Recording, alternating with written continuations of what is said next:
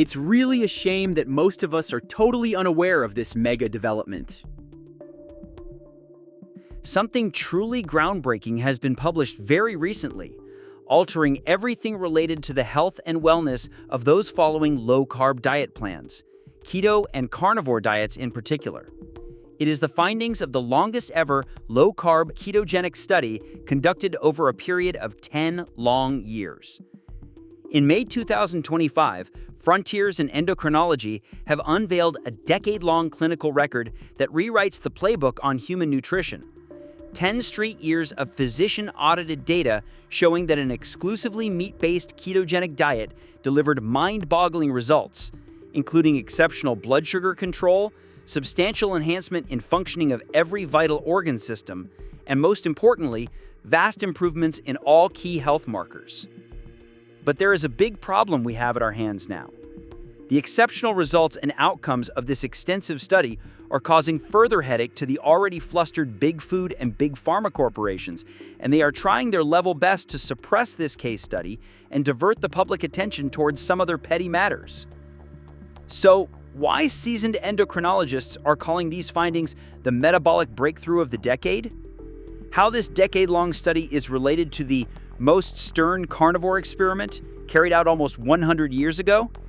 And most importantly, how does the disturbingly accurate findings of the Harvard Carnivore Study fit in this whole picture? Well, the stakes are pretty high for each one of us. Let's watch this with complete focus and attention. In our nutritional history, few episodes are more dramatic or more systematically neglected than the 12-month-long landmark meat-only trial conducted almost 100 years ago. And this is exactly from where we begin our today's journey, linking the hard-suppressed past with some of the most incredible and stunning findings in our present day and age. Well, friends, the extraordinary carnivore story begins almost a century ago. In the winter of 1928, Arctic explorer Vildio Steffanson marched into Bellevue Hospital with fellow adventurer Karsten Andersen to answer a heretical question that still haunts the legacy health mafia to this day. Could humans thrive for an entire year on nothing but meat and fat? Physicians dismissed the idea as romantic folly, predicting some terrible health outcomes in the Journal of American Medical Association. Undeterred, Steffanson offered himself and his fellow adventurer, Karsten Andersen, as living proof under the strictest medical scrutiny, participating in what the Journal of the American Medical Association would later call the sternest dietary experiment ever undertaken. So under the watch of Dr. Eugene F. Dubois and a committee of Russell Sage Institute scientists, the pair submitted to round-the-clock scrutiny, including clinical exams, metabolic cart readings, blood draws, even public weigh-ins, all to silence critics who predicted fatal outcomes, including scurvy, renal failure, and hypertension within weeks. And Dr. Dubois seized this opportunity as a chance of a lifetime. If the claim is false, he will document the crash. If it is true, nutrition science must rewrite its textbooks. During the initial 10-day run-in phase, Bellevue's research team captured meticulous baseline data that revealed both volunteers were exemplary middle-aged specimens with fasting glucose below 90 milligrams per deciliter, blood pressure near 120 over 78 millimeters mercury, resting heart rates around 60 BPM, and these figures anchored the study's credibility before a single steak appeared on the ward menu. Constructing a diet that mirrored traditional Inuit fare, hospital dietitian Charlotte Young devised daily rations: roasted beef and lamb, gently poached liver, kidney, and brain, plus generous ladles of rendered tallow, so that roughly 80% of calories came from fat and 20% from protein, while carbohydrate intake shrank to the trace glycogen in fresh muscle. 3 days into full meat consumption, the research logs recorded that urine test strips blushed purple with acetoacetate, and Vance-like gasometry showed plasma beta-hydroxybutyrate near 3 millimoles per liter, demonstrating a swift, crisis-free shift from glycolysis to fat oxidation, much to the surprise of observers who anticipated negative outcomes, like dizziness, palpitations, or the so-called keto flu. But as everything seemed to be going so well, something strange happened. An episode quite dramatically indicated protein's caloric insufficiency on day 43, when Dr. Dubois intentionally ordered all visible fat to be trimmed from the men's steaks, virtually converting their diet into protein-only regime. And guess what? This little change proved to be highly counterproductive. Within 48 hours, the subjects suffered nausea, diarrhea, and profound weakness, which is classic rabbit starvation. Yet these negative symptoms vanished a mere 12 hours after the change was reverted, and suet and marrow returned to their plates, prompting Dubois to conclude that dietary fat was indispensable whenever carbohydrate was absent from the diet. Collecting samples for 24-hour analyses, Bellevue's clinicians found that blood urea nitrogen never exceeded 17 milligrams per deciliter, and creatinine clearance remained above 100 milliliters per minute, decisively contradicting contemporary fears that sustained high-protein intake would poison the kidneys. Documenting a notable yet harmless early water loss, the team observed both men shed roughly 1.8 kilograms during the first fortnight, while sodium excretion spiked, evidence that falling insulin permitted renal natriuresis, before electrolyte balance settled naturally by week 3, a pattern ketogenic practitioners still cite when advising new dieters to supplement minerals during adaptation. Determined to resolve the scurvy question, monthly plasma ascorbate titrations, primitive but revealing, never dipped below 0.6 milligrams per deciliter, and clinical checks showed healthy gums and hair follicles, confirming Steffanson's assertion that fresh liver and lightly cooked muscle carried enough vitamin C in a low-carb milieu to forestall deficiency, an observation that the Lancet described as disquieting to conventional wisdom. Tracking cholesterol with the Abel-Levy colorimetric assay, researchers saw small declines from 183 to 171 milligrams per deciliter in Steffanson and 196 to 185 milligrams per deciliter in Anderson, while venous pH averaged 7.39 and serum bicarbonate, after an initial dip to 21 millimoles per liter, rebounded to 24 millimoles per liter by month 3, neutralizing predictions of lactic acidosis or cardiovascular strain. Maintaining energy balance with uncanny precision, the explorers consumed about 2,650 calories each day, closely matching their Harris-Benedict estimates.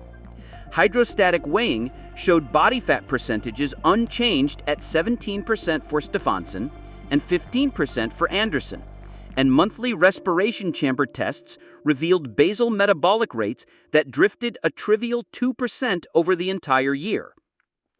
Refuting claims that an acidogenic meat diet would erode bone, calcium balance sheets actually demonstrated a slight daily surplus of roughly 20 milligrams.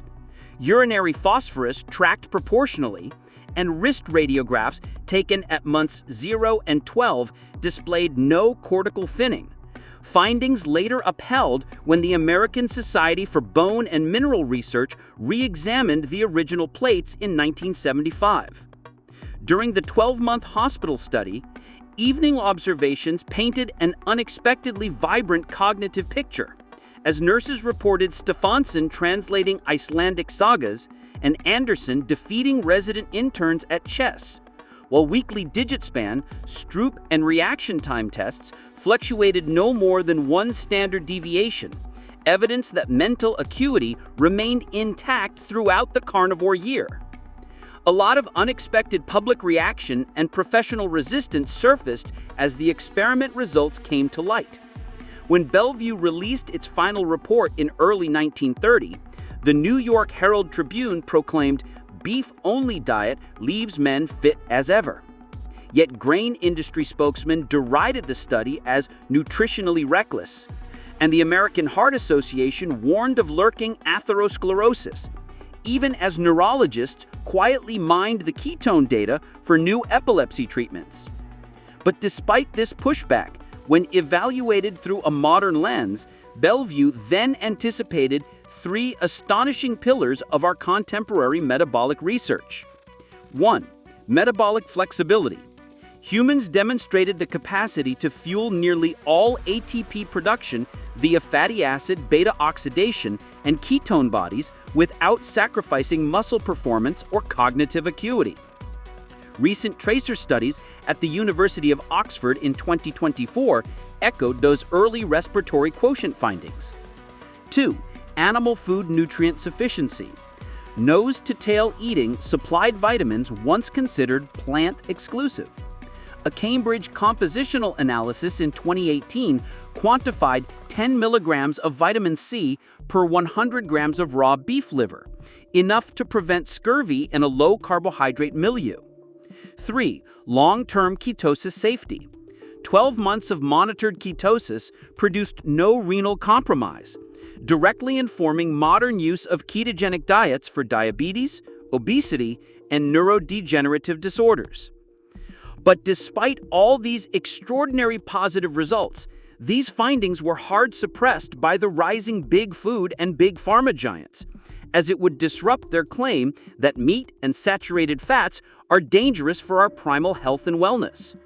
But the truth has to prevail somehow, and it did after almost 100 years. Friends, it's now time to step into something really extraordinary. Something that is good enough to trash the $350 billion diabetes industry, all based on the recently published, the longest ever low-carb ketogenic experiment primarily designed on the carnivore diet principles. Fast forward almost 100 years, from 1929 to May 2025, the meat-based ketogenic narrative has re-entered the spotlight, when the open-access platform Frontiers in Endocrinology published a fresh case report headed by Dr. Sarah L. Montgomery of the University of Minnesota, with endocrinologist Dr. Miguel P. Martinez and clinical dietitian Claire J. Davis as co-authors.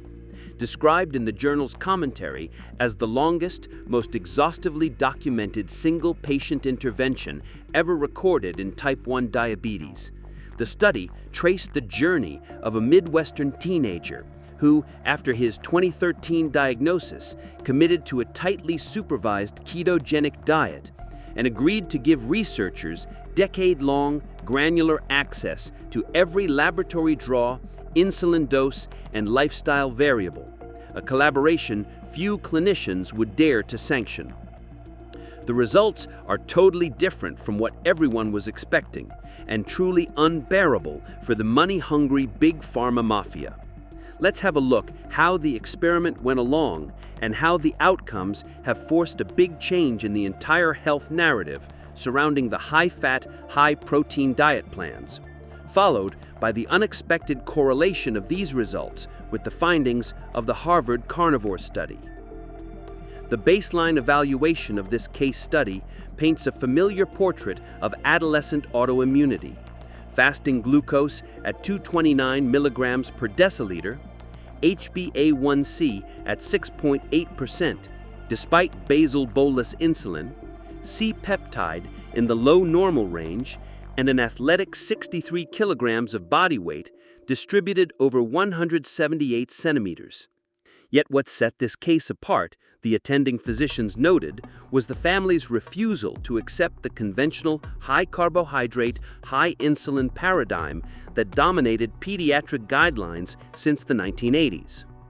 Diet construction echoed classical ketogenic ratios. Daily carbohydrate was capped at 50 grams or less. Protein held near 1.5 grams per kilogram of body weight, and the remainder, roughly 75% of calories, came from animal fat, ribeye, butter, eggs, cheese, and occasional olive oil. Every meal was logged in a digital diary.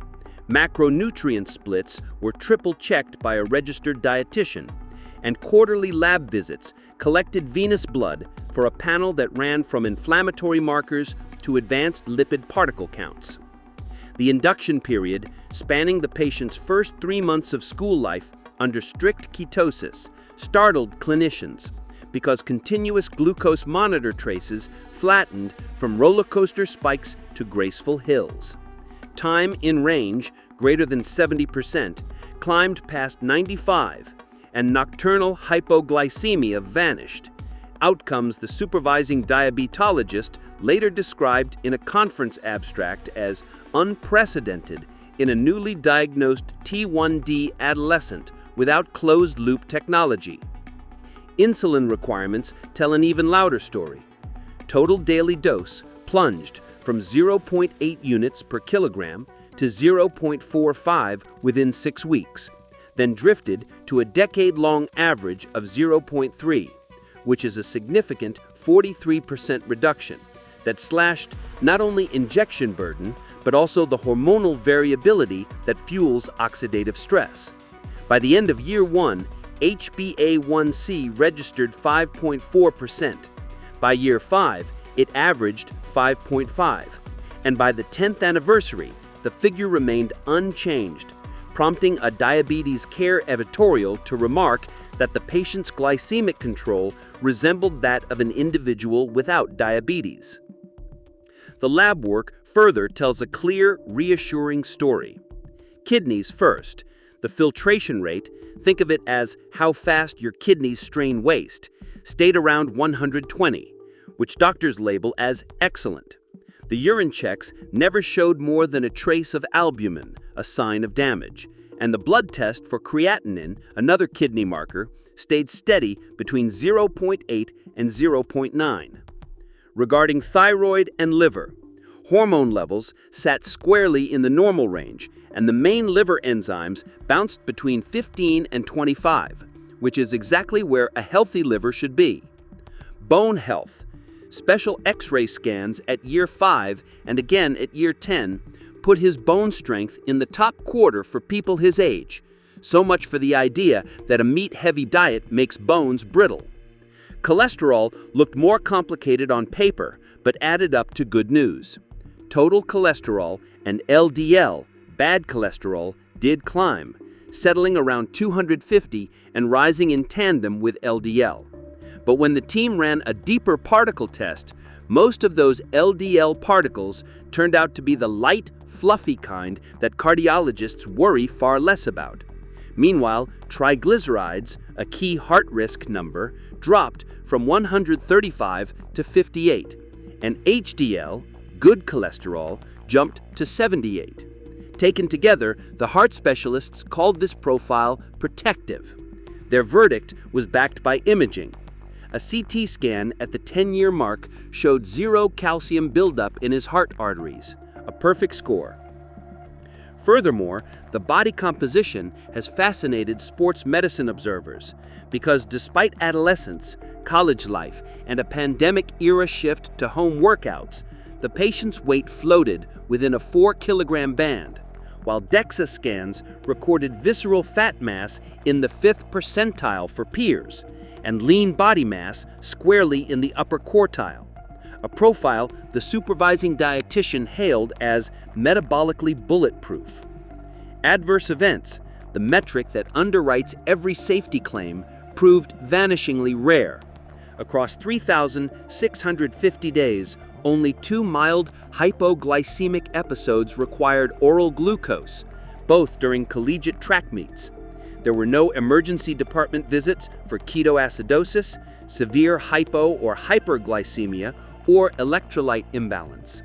The research team's 10-year review, delivered at the 2024 American Diabetes Association scientific sessions, summarized with measured astonishment. In the longest continuous ketogenic intervention ever recorded in type 1 diabetes, we observed exemplary glycemic control, reduced insulin dependency, and the absence of clinically significant complications. And something really important, psychological health, tracked through annual PHQ-9 and GAD-7 questionnaires plus quarterly diet satisfaction surveys, tell a parallel tale. Average mood scores improved modestly, perceived cognitive sharpness nudged upward, and, apart from predictable teenage grumbles about social food restrictions, the participant rated quality of life high throughout. An outcome one behavioral endocrinologist noted ran contrary to historical fears of dietary rigidity fostering disordered eating. Friends, before we move ahead to the most crucial mistakes, we would like to know, how has been your experience on the carnivore diet so far? Which health conditions have you managed to heal? Did you face any problems while starting or later on? And do you have any tips and suggestions for other carnivore followers? Do share in the comments. And here we have a little request. Subscribe to our channel, Carnivore Squad, helping us spread the healing message further. Moving towards more crucial details about these findings, scientific significance has radiated in 3 concentric circles. First, the study reaffirmed that carbohydrate minimization could, even in absolute insulin deficiency, normalize glycemia without precipitating dangerous ketone excursions. A direct rebuttal to long-standing dogma that T1D mandates high carb intake to forestall starvation ketosis. Second, it showcased that large LDL particle shifts did not equate ipso facto to cardiovascular catastrophe when triglycerides and insulin remained low, thereby fueling the emerging paradigm of context-dependent lipid risk. Third, it provided longitudinal evidence that growth, bone density, and endocrine function could thrive under a diet rich in saturated fat, an observation likely to reshape nutritional counseling at puberty clinics. For practitioners who had watched insulin doses escalate year after year, the case offers tangible proof that diet could pull the brake. For patients weary of glucose whiplash, it holds out a template of stable energy and athletic vitality. And for researchers still mapping the edges of metabolic plasticity, it underscores Bellevue's century-old message in 21st century data. When carbohydrate retreats and fat assumes its ancestral role, the human body very often responds not with breakdown, but with an elegant recalibration of nearly every metabolic marker. And now, we move to the most crucial section of our video, as we map the findings of this longest 10-year carnivore experiment with the 2,000-participant Harvard Carnivore Study. This is indeed really crucial. Friends, the carnivore conversation leapt from isolated anecdotes to sweeping population data in December 2021, when current developments in nutrition carried a peer-reviewed paper spearheaded by Dr. David S. Ludwig at Harvard Medical School and Boston Children's Hospital, assisted by nutritional epidemiologist Dr. Belinda S. Lenners and internist Dr. Paul Saladino. Heralded in the journal's editorial notes as the first large-scale window into the lived reality of modern all-meat eaters, the study drew global attention because it analyzed more than 2,000 individuals who had already spent at least half a year eating exclusively animal foods, an exposure period far longer than any previous clinical trial could match. Recruitment unfolded online between March and July 2020, when moderators of prominent carnivore forums and social media groups shared a Qualtrics link that screened for diet purity, duration, and adult status. Of the 3,883 responses received, 2,029 passed quality checks, 67% male, median age 44, median diet duration 14 months. The cohort skewed North American, but still included participants from 57 countries, offering a rare cross-cultural snapshot of a regimen critics once dismissed as niche biohacking. Motivation data surprised even the investigators. Fully 93% of respondents said they adopted carnivore primarily to reclaim health rather than lose weight, citing frustrations with veganism, paleo, and conventional diabetic guidelines. Free text fields overflowed with accounts of chronic pain, autoimmune rashes, and relentless fatigue that cleared within weeks, a thematic richness Dr. Ludwig later described at a Harvard Grand Rounds as qualitative gold demanding mechanistic follow-up. Laboratory uploads, available from a subgroup of 338 participants, delivered the physiological context. Triglycerides averaged a remarkably low 55 milligrams per deciliter. HDL cholesterol hovered near 68 milligrams per deciliter, and fasting glucose clustered around 89 milligrams per deciliter, all markers consistent with high insulin sensitivity. LDL cholesterol, as expected, often climbed, but advanced particle testing in 39 volunteers revealed a dominance of large, buoyant LDL-1 and LDL-2 fractions, echoing patterns documented in ketogenic athletes. Coronary calcium scans, submitted by 21 middle-aged respondents, returned a median Agatston score of 0, a finding so counterintuitive that Dr. Lenners later remarked, "We ran those numbers twice because they contradicted every saturated fat narrative we learned in medical school." Medication displacement emerged as the headline statistic. Of 342 participants with type 2 diabetes, 84% reported discontinuing all oral drugs.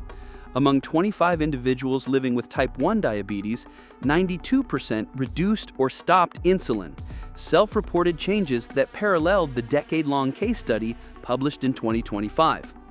Antihypertensives fell by 58%, reflux prescriptions by 71%, and nearly a quarter of former statin users abandoned their lipid therapy after serial blood work reassured both patient and physician.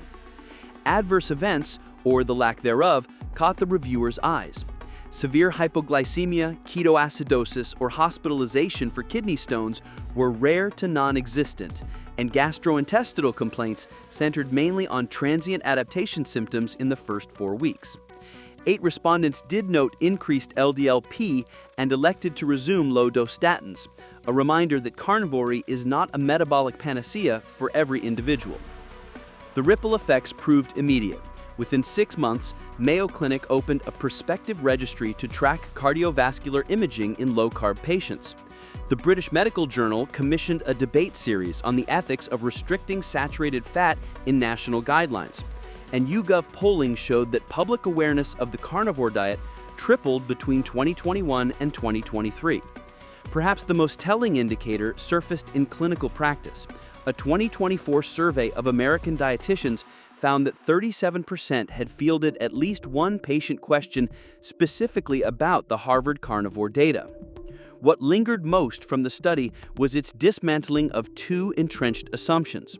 First, that humans could not willingly sustain a plant-free diet in the modern world, and second, that doing so would inevitably produce nutrient gaps, disordered lipids, and soaring inflammation. Instead, the survey revealed a population whose blood work and lived experience suggested the opposite. People who reported more vitality, fewer medications, and, in many cases, biometrics that mocked the standard risk calculators. By drawing back the curtain on thousands of self-described carnivores, the Harvard research team supplied a dataset that clinicians could no longer ignore and set the stage for controlled trials now moving from grant proposals to ethics boards. In the grand narrative that began with Bellevue's 2 intrepid explorers and advanced through a single teenager's decade-long odyssey, the Harvard survey serves as the bridge that turns case studies into crowd science. It translates solitary success into statistical weight, showing that when carbohydrate is largely abandoned and animal nutrition takes center stage, the human metabolic story often rewrites itself, sometimes quietly, sometimes spectacularly, but always in ways that dismiss the biased dietary doctrines of the past half-century. And now, we move to the final portion where all the magic happens. Friends, as suggested by the results of the 3 historic research findings about the carnivore way of eating, it has been established that correctly applying the carnivore diet principles miraculously results in cure and healing of 3 virtually untreatable diseases. These are those 3 health conditions which we have been made to believe as totally incurable all through our lives. But now, it's time to know the truth. So, here we go. Disease number 1, cancer. Friends, cancer has long been one of medicine's most daunting adversaries, often considered untreatable once advanced. But now, emerging research reveals that an optimized carnivore diet, characterized by abundant red meat and nutrient-dense animal fats, can strongly disrupt cancer's metabolic foundations. Many malignant cells rely on the Warburg effect, a process in which they preferentially use glucose even in oxygen-rich conditions. By nearly eliminating carbohydrates, the carnivore diet forces the body into a state of low blood glucose and low insulin, thereby depriving cancer cells of their primary fuel. This metabolic deprivation creates an environment in which conventional therapies might also be more effective. A 2022 study in metabolic oncology by Harrison et al. Demonstrated significant tumor reduction in animal models maintained on a high-fat, near-zero-carb diet, underscoring the importance of metabolic reprogramming. In parallel, through meal frequency optimization, the carnivore diet robustly activates autophagy, which is a natural cellular process that cleans out damaged organelles and misfolded proteins. Under reduced insulin conditions, the activation of AMPK and suppression of mTOR initiate autophagy, which removes precancerous cells before they have the chance to proliferate. This cellular cleanup is critical because chronic damage accumulation is a precursor to malignant transformation. Additionally, by eliminating processed sugars, refined grains, and industrial seed oils, the carnivore diet substantially lowers systemic inflammation. Inflammatory cytokines like TNF-alpha and IL-6 are known to promote genetic mutations and support tumor growth. Thus, their reduction is vital for cancer prevention. A 2021 pilot study by Romano et al. In Nutrition and Cancer reported that patients adhering to a near-carnivorous regimen experienced marked reductions in inflammatory markers correlating with improved tumor control. Furthermore, the high-quality saturated fats and monounsaturated fats in red meat support mitochondrial function and apoptosis, the programmed cell death that naturally eliminates defective cells. Bioactive compounds, including conjugated linoleic acid or CLA, have shown anti-cancer properties in several laboratory experiments.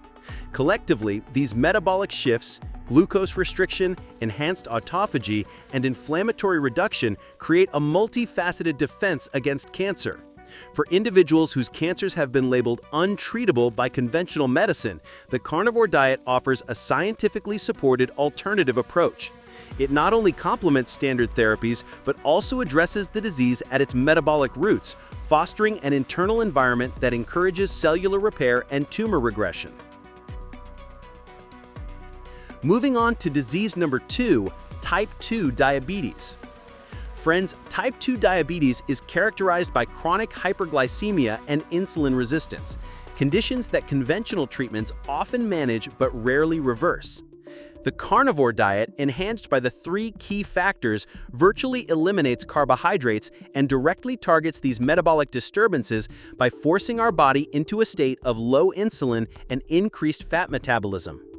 With dramatically reduced carbohydrate intake, blood sugar levels stabilize and the pancreas is relieved of the constant burden of high insulin production. A 2021 study by Ruiz in the American Journal of Metabolic Health demonstrated significant reductions in hemoglobin A1C among patients on a near-zero-carb, animal-based diet, indicating improved glycemic control that is rarely achieved through traditional diets. The metabolic shift also induces ketosis, a state in which the body relies on ketone bodies such as beta-hydroxybutyrate for energy instead of glucose. This not only provides a stable, efficient fuel for the brain and muscles, but also triggers autophagy, the body's natural process for clearing out dysfunctional cells and organelles. Enhanced autophagy, as discussed in a 2022 review by Chen and Roberts in Cellular Metabolism, is critical for rejuvenating pancreatic beta cells, potentially restoring insulin sensitivity over time. Furthermore, the carnivore diet reduces systemic inflammation, which is a key driver of insulin resistance. By eliminating processed sugars and plant-based irritants, the diet lowers pro-inflammatory cytokines like TNF-alpha and IL-6, as observed in a 2018 study by Carter in the Diabetes and Inflammation Journal. The cumulative effect is a dramatic improvement in insulin sensitivity, lessening our body's need for pharmacological intervention. Additionally, the diet promotes improved mitochondrial function with enhanced biogenesis and efficiency, leading to better fat oxidation and energy production. This shift is crucial for combating insulin resistance, as it enables cells to more effectively utilize stored fat rather than convert excess energy into additional adipose tissue. In summary, by stabilizing blood sugar, enhancing autophagy, and reducing inflammation, the carnivore diet offers a comprehensive, science-backed approach that challenges the conventional view of type 2 diabetes as a lifelong, unchangeable condition. And final on this list, disease number 3, cardiovascular disease. Cardiovascular disease has traditionally been considered inevitable in many cases, with conventional treatments often failing to reverse its progression. But it's not the case anymore. The carnivore diet is now abolishing these pessimistic views by addressing the metabolic roots of heart disease through a focused, animal-based nutritional approach. Contrary to outdated beliefs that saturated fat is inherently harmful, recent research increasingly points to hyperinsulinemia, systemic inflammation, and metabolic dysfunction as the primary drivers of CVD. By eliminating carbohydrates, the carnivore diet minimizes insulin surges, thereby reducing sodium retention and lowering blood pressure, a critical factor in cardiovascular health. T. Sang et al. In 2021 in cardiovascular research demonstrated significant improvements in both systolic and diastolic blood pressure among subjects on an animal-based near-zero-carb diet, underscoring the metabolic benefits of reduced insulin levels. The diet's potent anti-inflammatory properties further enhance vascular health. Removal of sugars, processed grains, and industrial seed oils drastically lowers inflammatory markers like IL-6 and CRP, leading to improved endothelial function. Fisher et al. In 2022 reported that better endothelial health, measured via flow-mediated dilation, correlated with reduced arterial stiffness among those following a carnivore regimen. This improved vascular elasticity is essential for effective blood flow and lower risk of atherosclerosis. Furthermore, the carnivore diet supports lipid profile modulation. While total cholesterol may rise in some individuals, the shift tends toward larger, buoyant LDL particles, considered less atherogenic than their smaller, dense counterparts, while HDL levels often increase, providing protective cardiovascular benefits. Dr. Jeff Volek's research has illustrated that this LDL particle transformation is a key advantage of low-carb, high-fat diets. Enhanced autophagy, activated under low insulin conditions, helps remove damaged cellular components in the heart and blood vessels, further preventing the progression of plaque formation. In parallel, improved mitochondrial function due to sustained ketone metabolism reduces oxidative stress, a critical factor in preserving cardiac cell integrity. Together, these mechanisms, stabilized insulin, reduced systemic inflammation, improved lipid particle profile, enhanced autophagy, and mitochondrial optimization, offer a comprehensive science-backed strategy for combating cardiovascular disease. The carnivore diet not only halts, but may even reverse some of the metabolic abnormalities associated with heart disease, challenging the conventional wisdom that has long painted CVD as an inevitable consequence of aging and dietary indiscretion. So friends, have you cured any health conditions yourself? And how has been your carnivore journey so far? Do share your experience in the comments. Press the like button if you found this video helpful, and share it with your friends and loved ones as well. Subscribe now to our channel to be a part of a vibrant carnivore community, helping us spread the healing message further. And do you know about the amazing updates related to the first ever carnivore food pyramid? Click the video showing up on the screen to find that out. See you there.